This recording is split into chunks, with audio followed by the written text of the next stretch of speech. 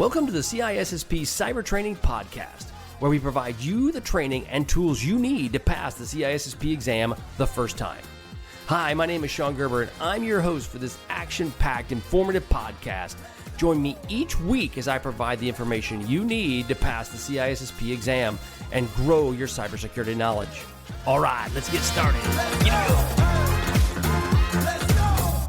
Okay, so we are in CISSP Exam Questions, and we're going to roll into a couple other ones. These are from Domain 1. So which of the following is an example of a conflict of interest that an information security professional should avoid?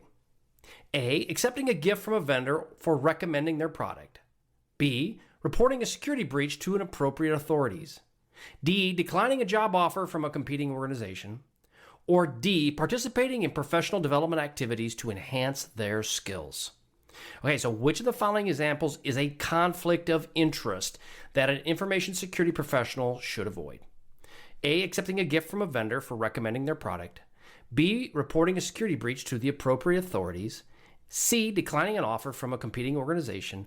Or D, participating in professional development activities to enhance their skills. So what I think we're going to look at is a conflict of interest in this overall plan. So which one should be the correct one? To avoid a conflict of interest, accepting a gift from a vendor for recommending their product can get you into some sticky situations. So you need to avoid accepting gifts from vendors. There'll be times when you will get gifts from vendors that are very nominal in cost, but you should never do it in the event that you are actually providing a recommendation for that. So again, that product can create a conflict of interest as it may compromise the information security professional's objectivity and integrity. So again, you just want to avoid those. And you also want to avoid any perception that could be a problem. So better to play it safe than to be sorry in that whole situation. All right, so let's go on to the next question. Which of the following is not a characteristic of professional ethics? A, subjective. B, consistent. C, discerning. D, universal. Again, which of the following is not a characteristic of professional ethics? A, subjective. B, consistent. C, discerning. D, universal. The answer is A. Subjective is not a characteristic of professional ethics. Professional ethics are expected to be consistent, discerning, and universal, meaning they apply to all members of the profession, regardless of their personal beliefs or opinions. Ethics are objective principles that guide the behavior and the action of the professionals in their specific practice. Again, which of the following is not a characteristic of professional ethics? A, subjective.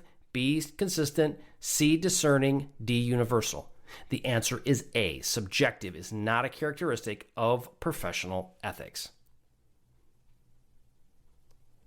Okay, so the next question. Which of the following is an example of plagiarism? So, citing a reference, A, that sources used in a research paper, okay? B, using copyrighted materials for educational purposes. C, paraphrasing ideas from a published article without proper attribution. Or D, creating an original work based on existing research. Okay, so which of the following is an example of plagiarism? Make sure I said that right. I don't want to say not. Is an example of plagiarism. A, citing a reference, using sources using a research paper. B, using copyrighted materials for educational purposes. C, paraphrasing ideas from a published article without proper attribution. Or D, creating the original work based on existing research. And you think about it, makes a lot of sense, right? The answer would be C, paraphrasing ideas from a published article without proper attribution. It's always best to put some level of attribution with this. Paraphrasing ideas from a published article without proper attribution is an example of plagiarism. Okay, what is plagiarism? It's the act of presenting someone else's work or ideas as your own without giving proper credit. That's a violation of professional ethics and academic integrity. When I was teaching in school, that's one of the big factors you want to avoid, obviously, is plagiarizing people's work. Give proper recognition for what people do. Okay, let's move on to the next question. As an information security professional, you come across a security incident involving a colleague who has violated security policies. What is the most appropriate ethical course of action? Ignore the incident and avoid conflict with the colleague. B, report the incident to your manager or appropriate authority. C, confront the colleague directly and ask them to fix the issue. D, help the colleague cover up the incident and avoid repercussions. Okay, so if you can listen to those, it's pretty obvious which one it is. So as an information security professional, you come across a security incident involving a colleague who violated security policies. Okay, so they already violated something, right? Their policies. What is the most appropriate ethical course of action? A, ignore the incident and avoid conflict with the colleague. That isn't right. B, report the incident to your manager or appropriate authorities. Sounds about right.